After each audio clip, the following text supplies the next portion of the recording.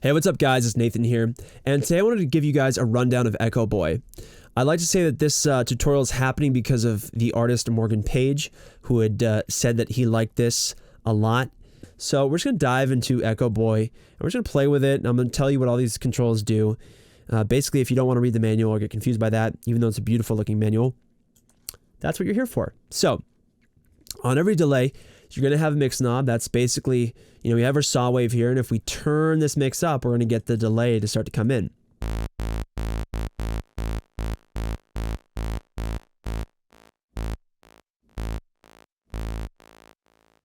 Now, you know, typically you have a delay on a send.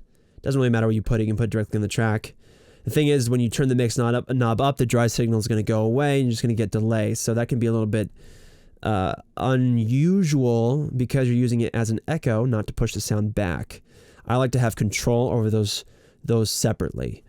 So I like to keep the delay on its own send because it allows me to control how that delay merges with the original source. The next most important sound is the echo time.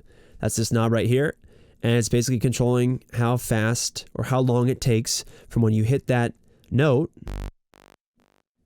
to when you hear your delay. And so right now we have it a quarter note, and you know, if we turn up to half, it's a half note delay. Takes forever. Now, the control that a lot of people overlook is the millisecond delay control. And I did it for the longest time. I didn't use the millisecond timing until I heard deadmau5 mention it. And he's like, you know, a lot of times it's actually a lot easier to configure a delay to fit with the timing of your track when you do it by milliseconds. You'll have to experience it for yourself, but sometimes these note divisions don't work really well. And what's really cool about Soundtoys is you can actually leave it on the note, on the actual time note on note dot or trip. That way it's locked in, and you can still configure the kind of early or late timing of the delays if you'd like with another control, which we'll get into in a moment. So moving on, you have feedback. It's pretty standard. It's how many delays you're going to get. If I turn it down to 1, we only get 1 delay. Right? Just 1 delay. If we turn it up, we get a bunch. So it just goes down. If you turn it all the way up in Echoboy, you're actually going to get an infinite repeating delay.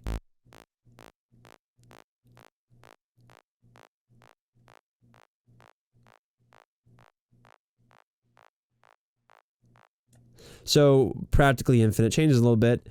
And then this low cut knob is exactly what it says. It cuts the lows out of your delay. So if you turn it up to max, you're actually going to get a lot of the low end cut. So let's check that out. See? Turn up to max, you get a low end. It feels like it's a 6 dB per octave low cut filter. That's been my experience with it. Same with a high cut. It's a little bit unintuitive because max high cut means you're cutting out the max of it. But if you thought for some reason it was like an EQ, and you just assumed that this was like, you know, over at max, that was like the high cut all the way open, and then you pull it down to minimum, and that's like the high cut cutting away tons of frequencies, kind of like in an EQ. That's sort of, you know, unusual for some people. So just think of it in terms of, you know, when it says it's high cut and it's at max, it's like your maximum high cutting. When it's at minimum, you're cutting the minimum amount of the high cut.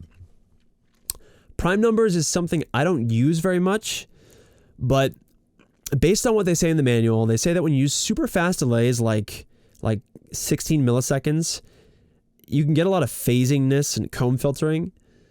So if you switch on prime numbers, it does these kind of like unusual offsets in terms of like a tenth of a millisecond or something like that, and it sort of can get rid of that phasiness and unnatural metallic quality. I don't use it that much. I have yet to catch the difference that it makes, but some people swear by it. Those people aren't me though. Anyway, so we'll leave that off. Let's come back. Let's go over here to the feel section. Now, feel is for me one of the most amazing controls in this delay. In fact, every delay should have this control. Replica has it, which is probably why I own Replica as well. And basically what it allows you to do is, if you don't want to use this time thing, like I mentioned earlier, if you want to just keep it locked to the note, dot, or triplet divisions, But you kind of want to have your delay happen a little bit earlier than the next delay, which is really common if, like, let's say you have a note and it hits every quarter note and you decide, yeah, I want this like on every quarter, but it just keeps layering on top of it with the delay. You can just make the delay happen a little bit earlier than the next note by setting this to rush. You know, rush is early, dragging is late. So you can make the notes late relative to the division, or you can make them early. So it feels super useful. The groove I don't use very much because it adds an automatic kind of groove to the delays. Not a big fan of it, but we'll play with it. I'll show you what it sounds like. We got to turn the feedback up, and what groove is going to do is groove is going to, if we put it towards shuffle, the delay will shuffle. We'll leave it just regular and listen to the delay, and then we'll tweak it from left to right, and you can hear how it changes the sound.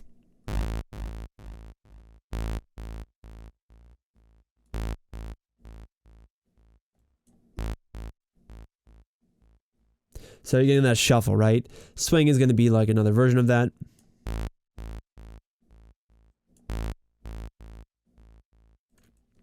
I don't really use that much, but if you need something a little bit more lively, or just need to change up your delays, you feel like they're not, the rushing and dragging isn't working, I would experiment with a groove.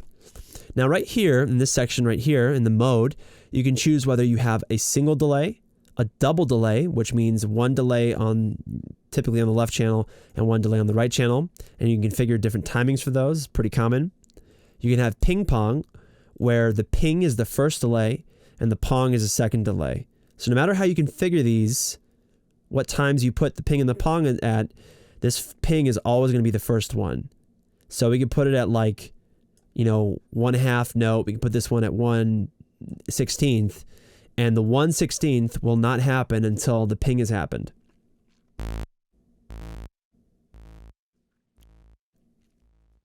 And you can control the width and the panning of those by coming to the tweak page, which we'll get to in a moment, but we're not there yet. And then you have rhythm echo, which regrettably, I don't use rhythm echo ever, mainly because I don't find this rhythm editor very intuitive or easy to use, which is unfortunate. It's just, I don't know, for me, I don't find it a very useful interface. So I don't use it, but it's basically how you can create rhythm delays where you can control each tap. So this yellow one represents the first tap in our delay line. If we turn feedback, we leave feedback where it is. With repeats, it says how many of these delay repeats we get. So if we put it at like 2, we're only going to hear the original sound and then our delay. We have to put our timing, change our timing really quick. Put this at quarter so we can hear each individual one. Right, so you have the dry is the yellow, the actual delay is the second one. And so where it gets really interesting is if we put it in like 1/8 and do like 4 delays, I can make the first delay that you hear really quiet. I could also move it over, move it out of time, and make it super quiet, and it'll kind of bounce in. And then I can make that last one really quiet as well. And you just control that with the left click, just clicking on them. I just, for some reason, even with my super awesome mouse skills, I can't click on it sometimes. I don't know what that is. Anyway, so moving away from that page because it makes me mildly uncomfortable, we come to our tweak page. Now, the tweak page, you click over here, it comes up, is different for each echo mode, right? You just get a different thing for that. So if we're on single mode, what you can do is you can control the width of your delay. So with a quarter note, with width at minimum, you get a mono delay. With it at wide, I don't really think it becomes any less mono. And the reason for that is because unless you have the left-right offset set up at a number above 0 milliseconds, you're not going to get that width. And that's because what's actually happening here in this delay line is you actually have a left and right delay. You have a separate delay on the left and separate delay on the right. They both have a quarter note delay. So in order to hear both of them separately, you have to use this left-right offset to add timing differences between them. So if we turn this up to like, 11 milliseconds, what's going to happen is the left channel is going to play at 0 milliseconds, and the right channel is going to play 11 milliseconds later. So now you get to have stereo, because it's basically the Haas effect. and get a stereo sound. If we turn it all the way up, they sound a little bit more separate. So really like the happy place is about, for me, about 7 milliseconds. And if we turn the width down now, we'll make it mono.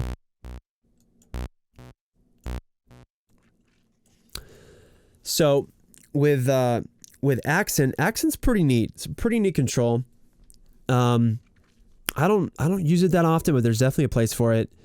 And it becomes audible when you turn the feedback up. So when you have the feedback and you have multiple delays happening, the accent's going to allow you to punctuate every other beat of the rhythm. So if we leave it where it is, you'll notice how each repeating echo that we get just repeats a little bit quieter than the last.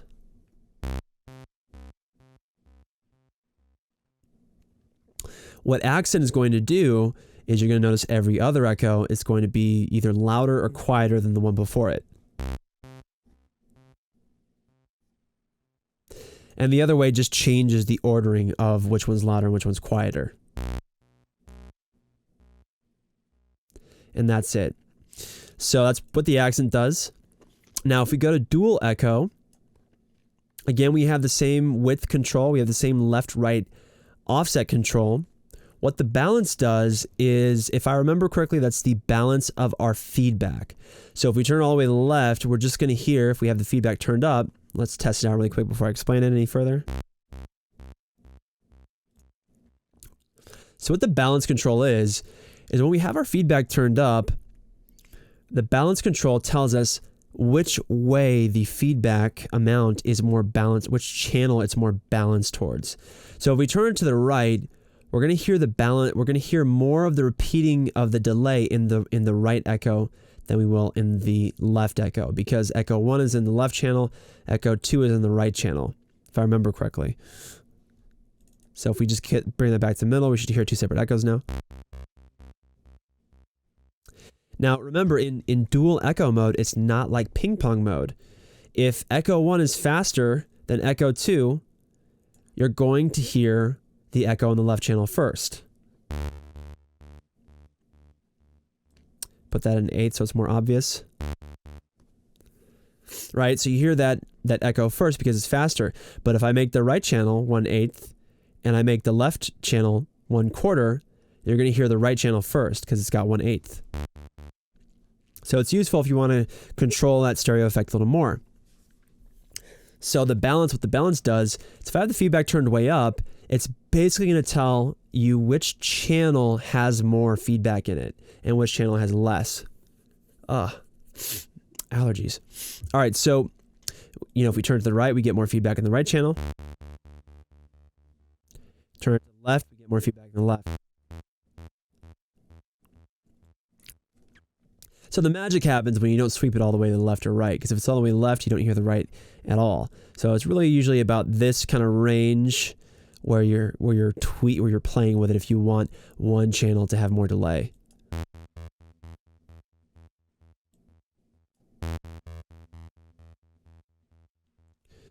And again, you have the accent controls, which allow you to punctuate, and it becomes really neat when you have a dual echo to use these, because then you can punctuate, that one like that, and you might kind of do this a little bit with the one on the right, and you get this sort of kind of punctuated delay.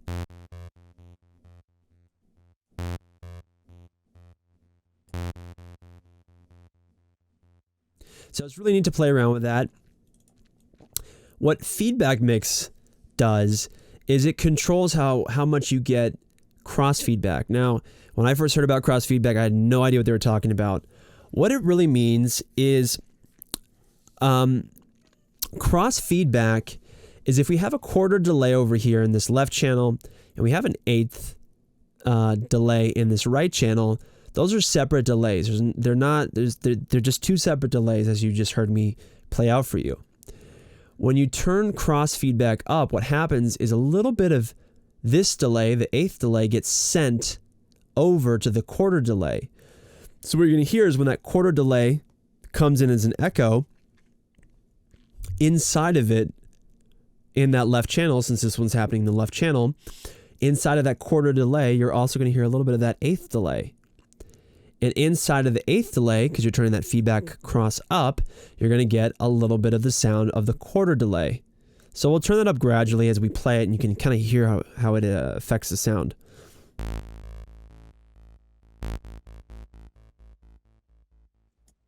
So at minimum, there's no cross feedback happening at minimum, but if we turn it all the way up, you'll hear how the delay is completely changed. You get a lot more mixing, and if you start to punctuate it with the accent, you can get some pretty cool things. Now, I'll be honest, I don't use accent very much. I also don't use feedback cross-mixing very much for some reason, just because my needs for delay have become... I deliberately started looking at delay as more of an echo job. Like, do I need an echo? Do I want an echo? Do I want that? And once I started looking at delay that way, it really kind of narrowed down why I was pulling it out. And then there were no more surprises, because then I'd pull it out only when I needed to, and it wouldn't just be something that was like just suddenly in your face as a surprise. Yeah. So anyway, moving on to ping pong. Ping pong is just standard ping pong delay, like I showed you earlier. You get the ping first, the pong second. The control is really basic. Not much happening there. Balance is the same. So now we're going to move on to the input, saturation, output section. Now by default, Echoboy has saturation turned up to 12. Why they didn't turn it up to 11 first, I don't know, but they have it at 12 o'clock. Now the way this section works is a little bit strange. It caused me a lot of frustration. It's kind of the main reason I'm doing this tutorial, because input is basically how we have to kind of go back to our analog days, but input is how hot or how intense the signal being fed into Echoboy is. Now, how hot or how intense is something that doesn't really matter. It doesn't really make sense until you figure out, okay, why is that important? Because as you turn the input up, you can begin to drive the saturation stage of Echoboy. And so what you can do is you can drive, if we play this waveform, if I turn the input up, you're going to hear that delay begin to get more distorted. So we'll just play with that and I'll show you how that works. And we're going to explain this in a bunch of different ways. That way you can find the one that means the most to you.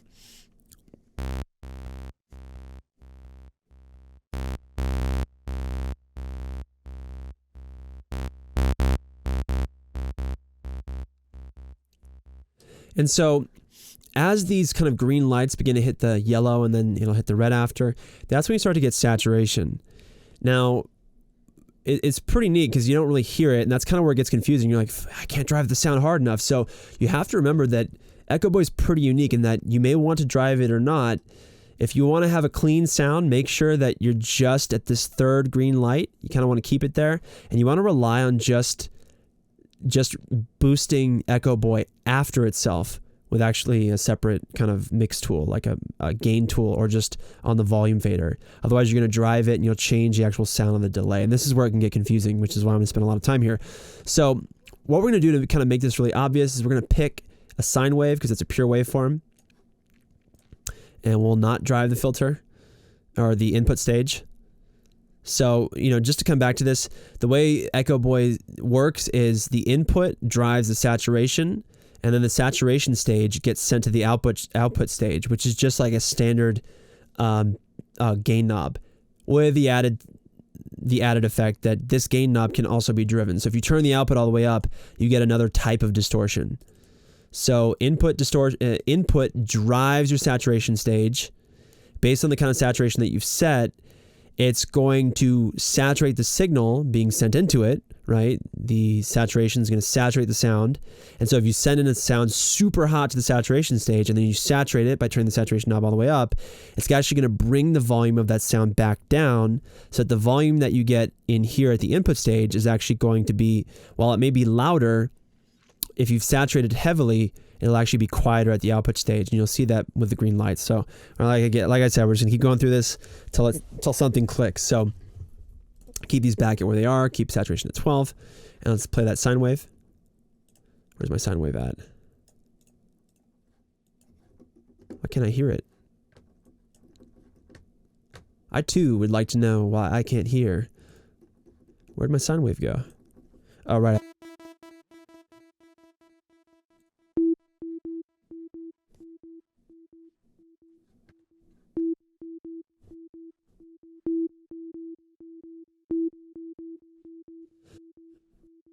So based on what we're seeing, we're not getting any saturation yet. It's way below the fourth green light. So if you want to keep Echoboy clean sounding in digital, if you want to get a digital clean sound out of it, which we're going to show you is one of the most important sounds you have to be able to make with Echoboy. Otherwise it'll drive you nuts because it's super easy to make analog sounds with this thing. But digital sounds, different story. If you want to keep it very clean sounding, got to make sure that the input isn't moving beyond that third light. Same thing with the output. You have to really rely on that post gain to get the level of it where you want. So you'll notice we're not getting any distortion with the sine wave.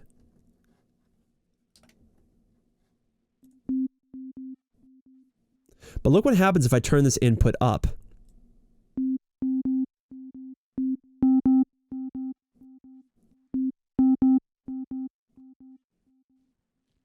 So you'll notice that the sound is now distorting because we're no longer getting a pure waveform on the delay. So also watch what happens if we turn the saturation up, because remember the saturation happens between the input and the output. Saturation is actually going to compress the signal before it hits the output. So if this output's driving right now, which it is, we'll drive it a little bit harder so that it distorts even more heavily. Turn the volume down over here. If we turn it all the way up, it gets full on distortion. So we'll just turn that down even further. We're getting full on distortion at the output stage. Now with Echoboy, because I don't like to get confused, I don't like to rely on the output stage to create distortion, so I had to keep it just at 12. But just to give you an idea of what the saturation is actually doing, we'll keep the output driving into the red. And then notice what happens to the level of the output indicators in the green LEDs. Notice how it decreases as I turn up that saturation. It's actually going to compress the signal going to the output even more so that when it hits the output stage, it doesn't drive it anymore.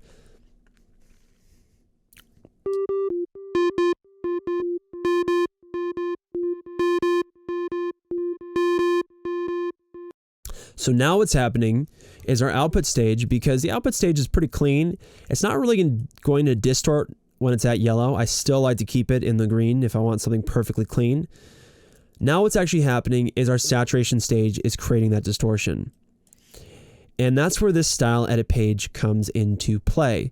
It's a pretty deep page. This is really where the power of Echoboy comes to play.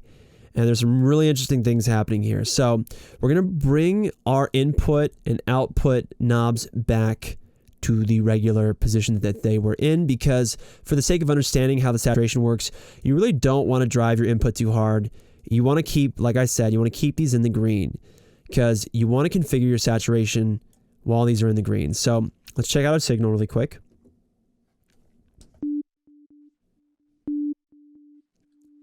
So we've got a nice clean signal. We want to give our saturation something to work with, so we need a little bit more kind of heat, which means that we get a little bit more of these green LEDs lighting up. So 2 is very safe on the input. 2 or 3 is a good place to get a clean delay. Now, the next thing we're going to do is, as we play the sound, what actually controls the color, the most immediate control for the color of the saturation knob, because we're going to show you what the saturation does right now, the most immediate control for the color of the type of saturation that you're going to get is when you click down here and you can move between all the different settings for the saturation. All these different settings. You have custom and clean. And custom and clean are very similar in that they both are very clean. So let's listen to the delay coming out of that at these different kind of modes.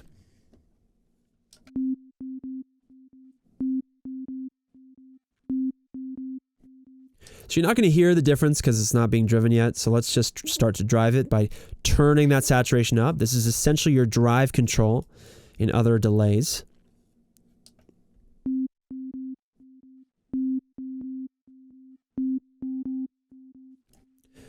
So what for me was a little bit confusing about saturation was it was called saturation, but it's also compressing the sound. So you're not only getting saturation, but you're also getting a little bit more snap on those delays because they're being compressed as the saturation stage is being kind of increased.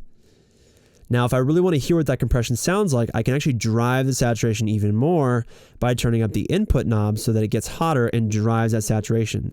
So we'll leave the saturation all the way at the top and listen to that. We're getting a little bit of snap. Watch what happens as I turn this input up, because now we're really going to drive the saturation even harder, basically as hard as we can.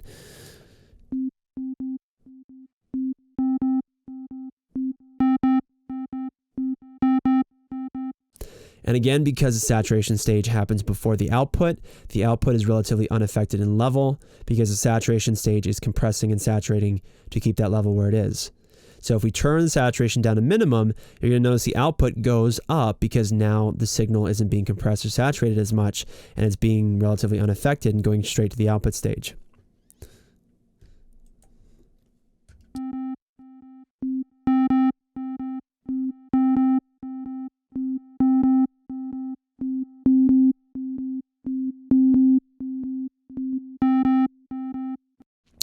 So that's pretty much what happens. As you turn saturation down, the output stage gets hit harder and starts to have its own distortion. So you're getting distortion everywhere you go, which is sort of what's confusing about this section. Probably one of my least favorite things, but I guess this is supposed to emulate something. So really when I'm working with Echoboy, I like to keep the input at about 3 lights of green, and the output I don't want to drive at all because I want to hear what I'm working with unaffected, because the majority of your, I'm going to show you how to configure the saturation stage with the least amount of confusion. Because basically what this saturation, this knob alone right here actually is it's all these knobs right here, and this saturation control here, along with these 2 really confusing, super ultra confusing knobs right here. It's super annoying. It, like, once I figured out how all these work together, I was like, are you serious? Really? You couldn't have thought of another way to do that? But like I said, it's made by some geniuses, and they did the best with what they had at the time, and it's a beautiful sounding delay. It's probably the best one out there in terms of like recreating the analog sound if that's what you want. Anyway, so let's talk about what this saturation knob does.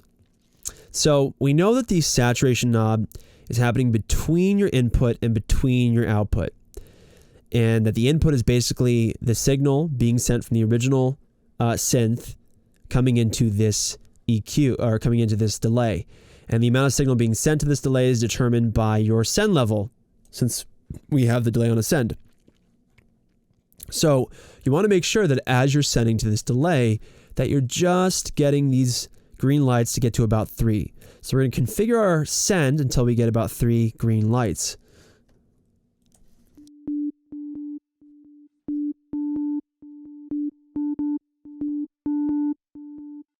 That's good enough. We're already getting some saturation because the saturation was turned on, so let's turn that back down and then reconfigure it. So we're getting a clean signal now because the saturation is essentially turned off. And so in between, like I said, in between your input and output stage, you're having the saturation. What this knob is actually doing is the input stage is being sent to the saturation, and the saturation is actually this EQ section right here being sent into whatever your saturation algorithm is down here, whether it's limit 1, limit 2. So you're actually driving your saturation curve, which is different for all these different settings or different saturation curves, are being driven by this EQ. So if you leave the EQ at standard, we don't touch anything, we just reset everything, make sure it's normal, you're going to hear this clean saturation stage get driven. And it's not going to get driven until I turn this saturation knob up, because like I said, it's this EQ section is being sent into this saturation algorithm, and all of this, or like not all of this because not everything is a saturation on this page, this EQ section, which goes into your saturation setting, and then that saturation setting actually gets controlled by the decay saturation and output saturation settings right here, are all being globally controlled by your saturation knob. This shit drove me nuts. So I'm going to repeat that again because it was super confusing. Okay, so this EQ section over here is being sent into your saturation setting, which is this is whether it's clean, this is basically how the saturation sounds. And then this decay saturation, output saturation are controlling how the sound saturates over time. Sometimes you can make it saturate even more, so it gets more saturated with each delay or less. Don't worry, I'm going to explain each one of these in even more detail. And then globally, everything, the EQ, the saturation style, and the decay saturation, output saturation settings are globally controlled by this one knob over here. I know, it makes total sense, right? But it's essentially, this is a global control for this page, but only the things I showed you that I keep highlighting, which is the EQ, the style of the saturation, and the decay saturation, output saturation. The wobble, diffusion settings are not affected by this saturation control, as far as I can tell. But we might be surprised. I have a feeling we will be. Anyway, so moving on. What gets really interesting, what people love about this, is essentially the ability to drive your saturation stage. And that happens with this EQ control. Because what you can do is if we leave the saturation at 12, we're going to just get limiting happening because it's what we've chosen. We've chosen limiting. So let's listen to the delay.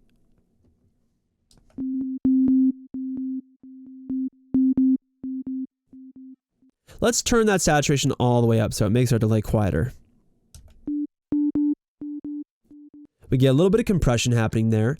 Let's turn that output down and let's drive our send even more by sending more signal to it. And we can turn up the input as well so that we get even more drive of our limiting stage, of our limiting saturation. So saturation is all the way up, so we're getting max saturation, but the signal ain't coming in hot enough. I'm coming in too cold, I need to come in hot.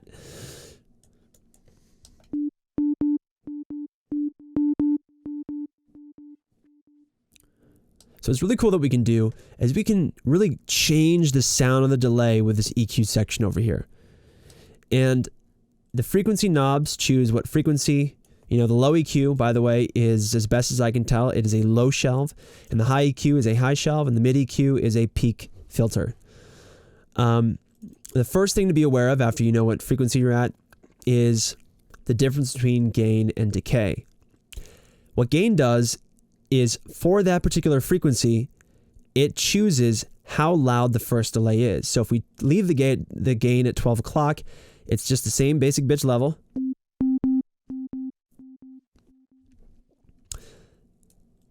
Now let's put this low shelf at about 400. If we turn the gain all the way down to the left, we're not going to get any of those low frequencies on the first delay. Let's make it really obvious, put it at 1K. We need a saw for this actually, because the saw has tons of frequencies in it.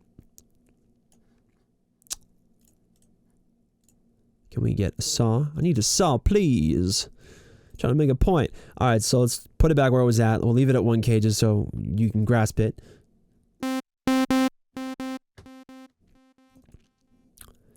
Right, if we turn the gain all the way to the left with the shelf beginning at 1K, the low shelf beginning at 1K, we're not going to have any low frequencies in our delay. Takes out all the low frequencies. Where this becomes interesting is the relationship between the gain and the decay knob, because what the decay does is it tells you whether the sound gets brighter or darker over time. So it's a little bit difficult to get it with the lower frequencies, so I'm actually going to demonstrate what the decay knob does with the higher frequencies, because that's really where it shines anyway. So we'll leave this frequency cut off at, again, we'll just put it at 2K this time. We'll leave the gain where it is so that the first delay for the top end of the frequencies is just regular level. And if I turn the decay all the way up, actually we'll play it with the decay normal, and then I'll show you what happens when I turn the decay up.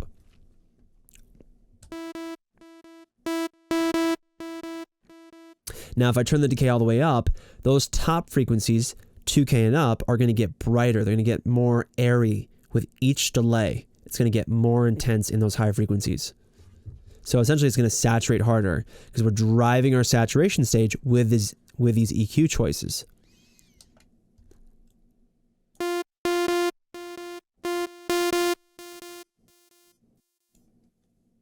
And this is where Echoboy shines because this EQ section is driving our saturation stage, And this decay button basically says whether the saturation for that frequency band is decaying upwards in terms of high frequencies, or it's decaying downwards and getting darker. So to the left, the sound gets darker over time. To the right of 12 o'clock, it gets brighter over time. So remember that.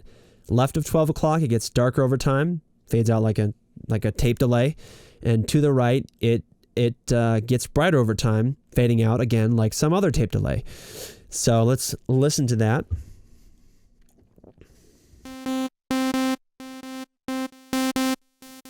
Now notice how as I turn it down, it gets darker.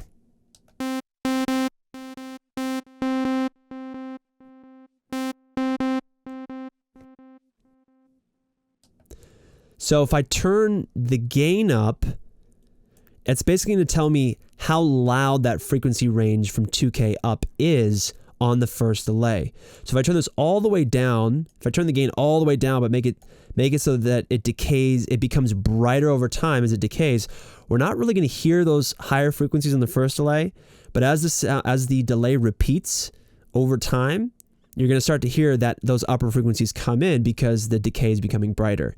So this is one of the things that people like to do with Soundtoys Echoboy. So watch. We'll turn the gain down first so you can hear those higher frequencies disappear. It's basically like a basic bitch EQ at this point.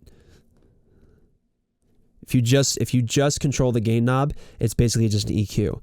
It becomes this kind of cool, like changing how the decays sound over time when you mess with the decay. And that's what the decay is for. So let's play with the gain first.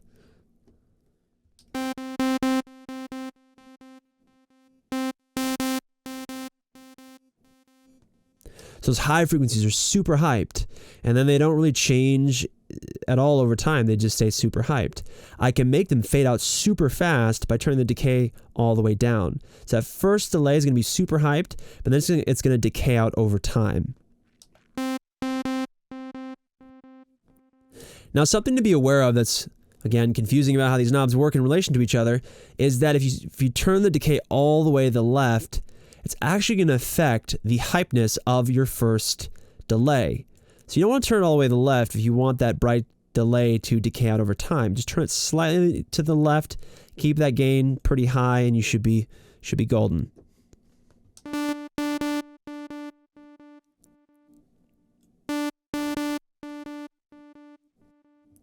So you can hear how the first kind of upper frequency is hyped, and then it softens over time.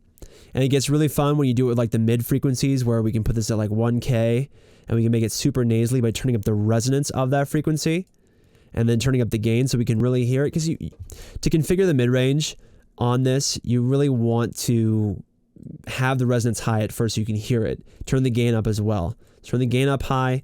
The resonance actually isn't how resonant it is, it's how wide the resonant band is.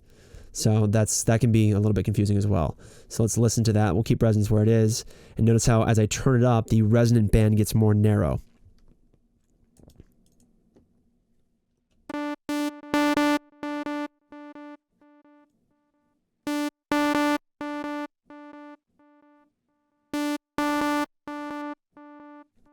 Let's redo that. We're going to reset the high band so it doesn't influence the sound as much. And we'll just play... We'll turn the gain up on the mid-band all the way up, and then we'll play with the resonance and also play with the where it is in the frequency range so we can really hear it.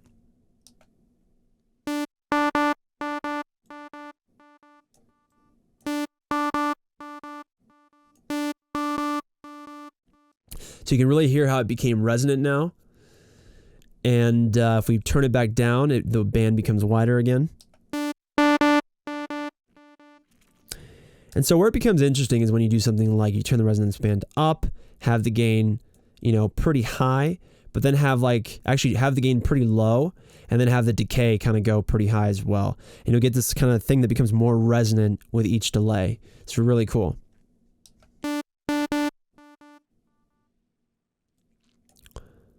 Let's try that.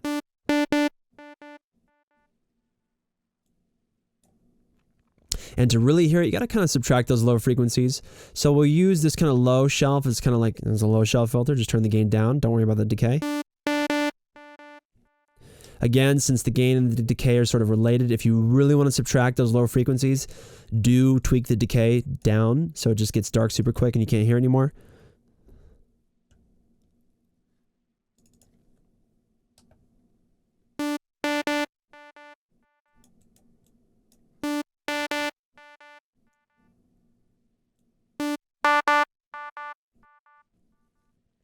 So you can really hear that resonance kind of saturating. Now what's really going to make you hear that resonance having an effect is if you like were to turn the gain all the way up, turn the decay, just leave it where it is, and then drive the saturation stage by turning the input all the way up.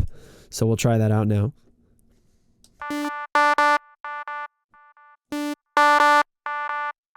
And since we're driving our output stage down, you'll find that you often have to turn the output down so that it doesn't distort, because you don't want that distortion, or maybe you do.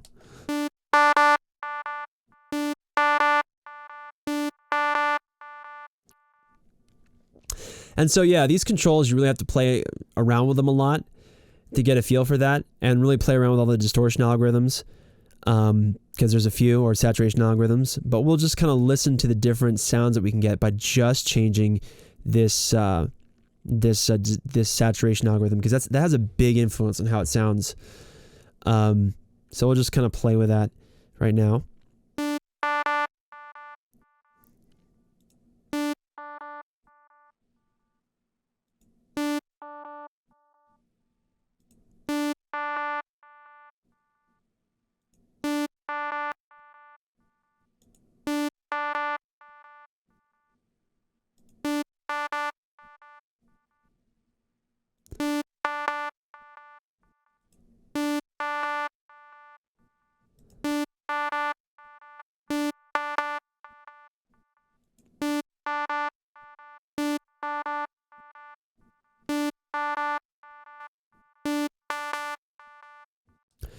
So yeah, there's a lot of different like tones you can get. I'm a big fan of clean and custom because they're very neutral to me, and sometimes I don't want a big tone. So after that, you can control the pitch and essentially the chorusing of your echo lines. So what you do is, if you want to begin to adjust the pitch of each echo, you want to first turn on the feedback switch, which is going to adjust the wobble for each feedback that you get. And if you don't want to have it adjust if you want to have it affect all of them equally, you can just turn on the out button. I usually just turn on both these because I get confused about them, and both of them will just lead to to all delays having pitch modulation on them. So let me just show you what turning up the depth does. So you can hear the sound. Down here, you can control the shape of the modulation. We'll just leave it on sine wave. We'll turn the rate up really high, and you'll be able to hear that pitch modulation when the depth gets turned up.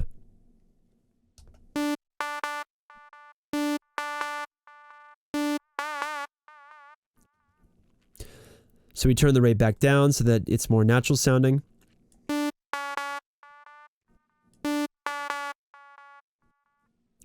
It's very heavily out of pitch. I find that usually around 12 o'clock is where I like it, or beneath it.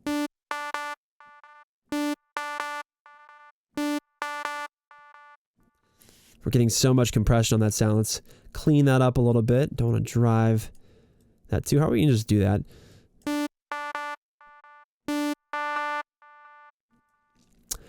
And what's really unique about this modulation section is what the sync knob does. Now, I'm just going from memory here, but the sync knob essentially at 12 o'clock, if you have two different, if you have a ping or pong or dual echo, that's where you're going to notice it the most, because what the sync knob basically controls is whether each delay has its own LFO, so that, the left delay will have a slightly faster LFO, and the right delay will have a slightly slower LFO, so they'll be relative to each other based on the controls that you have here. So if we turn to the left and we have the rate really slow, I believe the LFOs get out of sync with each other.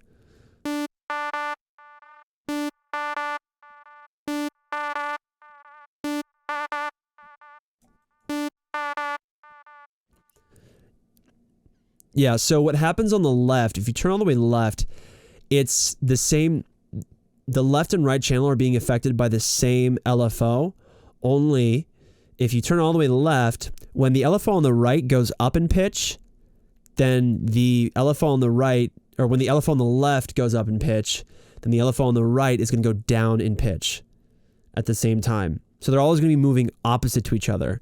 Whereas if you turn it all the way to the right, you get essentially two completely randomly moving LFOs. So the other one can be moving up, and that one might be moving slightly down, or that one can be moving down, and this one can be moving down at the same time. It becomes completely random. Now, that control is a little bit confusing for me. I don't really care much for it. I just leave it where it's at and tweak it either slightly left or slightly right and see what happens. I usually don't have them completely just, you know, left or right, because that's just weird.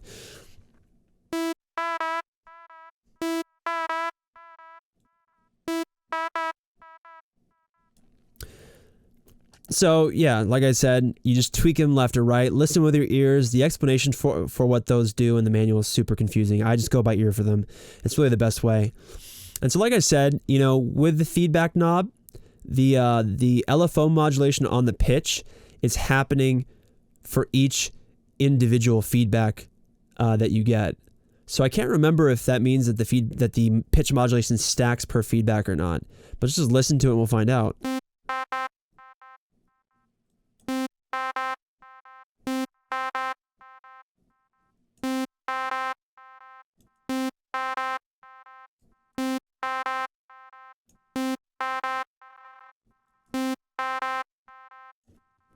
Yeah, I can't even hear it on there.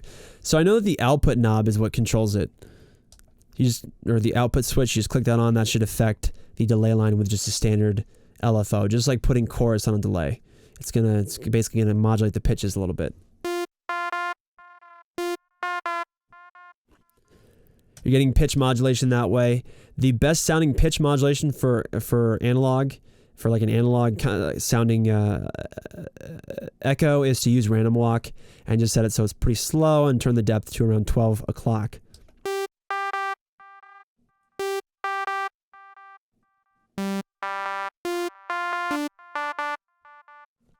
And then last but not least, you have a really kind of neat section here with a diffusion section, which was actually built upon in Valhalla Ubermod. But the diffusion section is pretty neat. What it does is, if we just get one individual delay, and we have it at a half note, what this diffusion does is it smears the delay, almost as if the delay is being put through a reverb. And you have to turn the size up a little bit, and you have to make sure the amount is at least something that isn't 0 for you to actually hear it. The size doesn't do anything. You won't hear the diffusion happening until you turn this knob up. It's essentially your mix knob for diffusion, by the way. So if we're at 0, we don't hear it.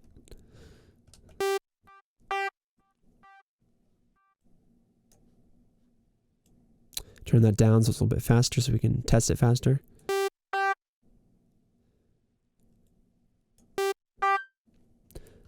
So now you can hear, like, the delay sounds like it's in like a very small room. You can control the size of that room with this size knob. So right now it's like in a very small bathroom. Now it's like in a slightly larger, more posh bathroom. Now it's in probably a saw-sized bathroom, so you can probably fit about 4 victims in there with all your kind of puzzle contraptions. Might be able to hide in like a side kind of, maybe like hide in the shower so you can film your puppet video. And then turn that all the way up. And you get a pretty large, you'll get like almost like a plate reverb with that large size, which is very pleasing, very, very nice plate reverb. The loop and post switch, I'm going to be honest, I get confused about what that does. I don't really care where it is. It has the same sound to me. Supposedly it affects this diffusion stage. I can't really explain it beyond that. So, you know, now that we've made it to the end of this, I want to show you a really cool way that you can actually create some pretty neat sounds in Echoboy. You can actually use Echoboy as a reverb, which people don't know, and it actually can emulate some pretty old school reverb units. And in particular, a Yamaha Rev 5. Why a Yamaha Rev 5? Because I owned it at one point, and it was really cool to put on basses. So we're going to show you how you can use it as a reverb. But before we do that, let's just get a really quick slapback in here. Slapback delay. So I'll pick like a real sound, and I'll show you how I typically use Echoboy, because there's a few things that I tend to I don't really touch very much. So I like to use my starter preset because I have my own presets. I've made tons of presets for this. And I would strongly suggest you make a starter preset for Echoboy because you'll want your own. It doesn't, in the presets that come with it, there's nothing that sounds very, very digital. And if you guys need a very plain digital preset, just ask for one in the comments section, and I'll just send you the one that I use, that I made for myself, because Echoboy is one of those kind of very interesting delays. So I'll pull in my original preset, and if we have like a regular delay, if we just play it, you know, by default, I have a very kind of analog sounding delay. There's like chorusing on it. And I'm like, I don't want that chorusing. So we come over here, turn the depth down, get a very digital delay. Now for me, that's a really bright sounding delay. It's saturating pretty heavily. So I believe if I turn clean to custom, I should get a little bit of a warmer, less kind of hyped delay. And a little bit less hyped. And so if it's saturating and I want it to saturate less, I just turn the saturation down to 0. And now I have as clean of a delay as I'm going to get. And since I didn't explain the saturation decay settings and the saturation and the output saturation settings, these are pretty weird. What they are is, since they are being globally controlled by your saturation knob, you have to have your saturation turned up at least a little bit to hear what they do. What the decay saturation does is actually pretty simple. It's basically how much more each decay becomes saturated globally. So it's actually like the decay settings over here on each EQ band, only now this is the global control for all of it, the whole entire delay itself. So you can control how much more saturated each decay becomes, or if you don't want that to, you know, you can just leave it at default, and you can control how much saturated every decay is equally. So with output saturation, that's how saturated each decay is equally. So if you turn all the way up, you're going to get the same saturation for every decay, but obviously the decays are going to fade out over time. So, you know, it might sound like they change in terms of saturation, but they won't. And now, you know, that's pretty much it. That's pretty much what you got in here. I'm going to show you how to make a reverb preset in here because it's super cool. Soundtoys Echoboy can sound really cool for reverb, because I have some reverb presets which are actually emulating the Rev 5. And we'll listen to what that sounds like. Let's just play this. Whoa. It sounds really cool on basses. So if I turn this down,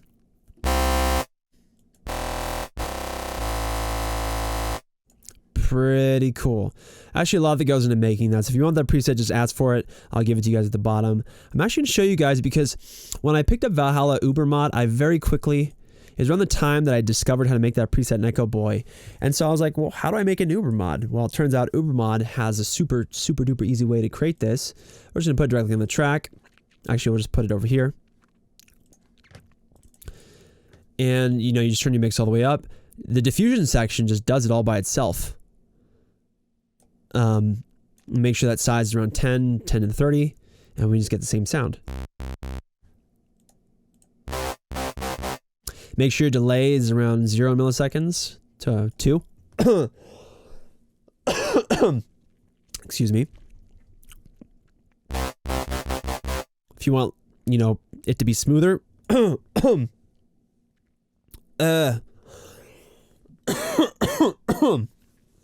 excuse me. All right. If you want to kind of wash it a bit more, you turn the diffusion up. And then you have the modulation controls, which kind of control how much it choruses. So if we turn the size up, it gets bigger sounding. So diffusion is kind of how much it gets washed over time. So you do the same thing in Valhalla Ubermod. Anyway, hopefully that was helpful. I know it was a really long tutorial, but Soundtoys is very deep, and maybe I will edit it together so that it's only the essentials. If you guys have any questions, leave them in the comment section. Soundtoys is the Echoboy is pretty deep. It did take me like a year or two to learn it. It took me like 2 years. And you know, if you really want a character delay unit, that's the one to get. Though honestly, if now that I've learned it, if I could go back in time, I wouldn't unlearn it. But if I could save myself the stress of learning delay, it wouldn't be the first delay that I'd pick up. It's probably not a very good selling point, but yeah, it's not noob friendly, but it's definitely elitist, audio engineer extraordinaire friendly for sure, because by that time you'll get it. So like I said, if you have any questions, leave them below. Subscribe to my channel if you found my videos useful, and we'll see you guys around.